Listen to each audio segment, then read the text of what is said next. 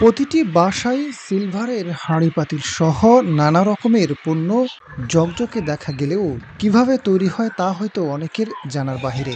কঠোর পরিশ্রম আর চোখের তীক্ষ্ণ দৃষ্টিতে তৈরি করতে হয় এই সিলভার সামগ্রী। অপচনশীল প্লাস্টিকের সামগ্রীর এই যুগে অর্ধ-শতকেরও বেশি সময় ধরে কুমিল্লার বিভিন্ন উপজেলা ও বিসিক শিল্পনগরীতে টিকে আছে এই সিলভার শিল্প। আমরা সকালে 8টা আসি, আইসা মনে করেন আমরা মাল মাইপা দেয়, এত কেজি মাল 80 কেজি মাল ডিউটি দেয়, দিয়ে আবার আমরা দেখতে শেষ করতাম বাড়ি যাই গিয়ে ডিউটি শেষ করি। এই যে বড় মাল ফিনিশ করি, হেল্পারিও আমি করি। আমার কারকে 8টা থেকে 2টা 3টা 4টা পর্যন্ত, আবার টাইম দিলে 5টা পর্যন্ত। এখানে মনে করেন 500 550 টাকা করে হাজিরা। আর আমাদের মালিক মোটামুটি ভালো আছে, 20,000 22,000 টাকা বেতন করে, আর কোনো রকমের সংসার চলে আর কি।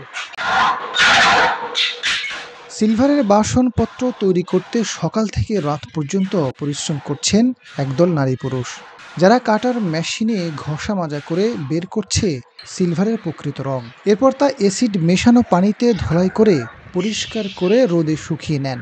এরপরেই তৈরি হচ্ছে ঝকঝকে নিত্য ব্যবহার্য সিলভার সামগ্রী।